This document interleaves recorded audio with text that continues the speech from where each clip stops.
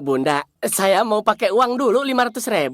Soalnya saya nggak punya uang cash. Eh, gi- gitu ya. Iya, maksud saya potong aja angsuran motor ya. Tapi gini aja deh. Saya juga nggak mau ketipu ya, Pak ya. Siniin dulu STNK sama BPKB-nya, baru saya kasih 500.000. Oh, aduh. Alah. Ya masih di sono atuh di rumah si Rungkat BPKB-nya. Apa gua ke rumah si Rungkat aja ya? Siapa tahu lagi nggak ada orangnya. Suasana di dalam dapur rumah Pak Rungkat siang itu terasa pengap dan tegang. Tangannya yang gemetar sibuk menggak kaki akak isi lemari kayu tua.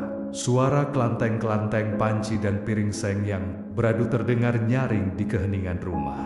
Namun Jael tidak peduli.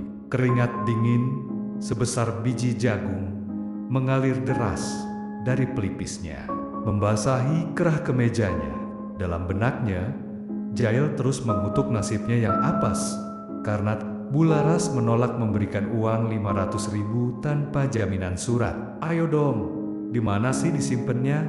Perasaan dulu di bawah tumpukan koran ini, gumam Jael frustrasi sambil melempar kaleng kerupuk ke lantai dengan kasar, tidak menyadari bahwa waktu kebebasannya tinggal tersisa hitungan detik. Di saat Jael sedang sibuk dengan keserakahannya, ia tidak menyadari bahwa pemilik rumah telah berdiri di belakangnya bagaikan bayangan maut. Pak Rungkat yang pulang mendadak untuk mengambil paku payung yang tertinggal, kini berdiri kaku di ambang pintu dapur tanpa suara sedikit pun. Matanya menyipit tajam, menatap punggung pria berjas yang sedang jongkok menggadi kadak harta bendanya. Pak Rungkat mengenali punggung itu, mengenali gelagat maling itu.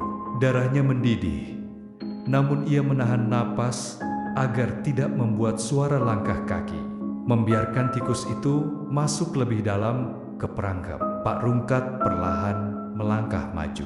Kakinya menapak lantai ubin dengan sangat hati-hati. Sementara tangannya perlahan meraih sebuah sapu ijuk gagang tebal yang bersandar di dinding, bersiap memberikan pelajaran yang tidak akan terlupakan. Jarak mereka kini tinggal 1 meter. Namun Jael yang sedang fokus pada laci bawah sama sekali tidak menyadari hawa keberadaan Pak Rungkat yang mencekam di belakangnya. Puncak ketegangan pecah ketika Jael akhirnya menemukan sebuah map plastik yang ia cari. Nah, ini dia, seru Jael kegirangan sambil mengangkat map itu tinggi-tinggi. Namun, kegembiraannya lenyap seketika saat sebuah suara bariton yang berat dan penuh amarah menyapa tepat di telinganya. Udah ketemu barangnya, Pak Cio? Jael terlonjak kaget setengah mati. Jantungnya seolah berhenti berdetak. Saat ia memutar kepalanya dengan kaku, ia mendapati wajah Pak Rungkat yang merah padam, menatapnya dengan tatapan membunuh. Belum sempat Jael membuka mulut untuk membuat alasan bohong, tangan kekar Pak Rungkat sudah lebih dulu bergerak secepat kilat mencengkeram kerah jas belakang Jal, lalu membanting tubuh kurus itu ke lemari hingga terdengar bunyi BRAK yang keras. "Ampun Pak, ampun!" jerit Jael histeris. Tapi Pak Rungkat tidak memberi ampun. Ia menekan leher Jael dengan gagang sapu ke dinding dapur, mengunci pergerakan si maling. "Lu cari ini? Hah? Berani-beraninya lu masuk rumah gua lagi? Dasar maling, enggak tahu diri."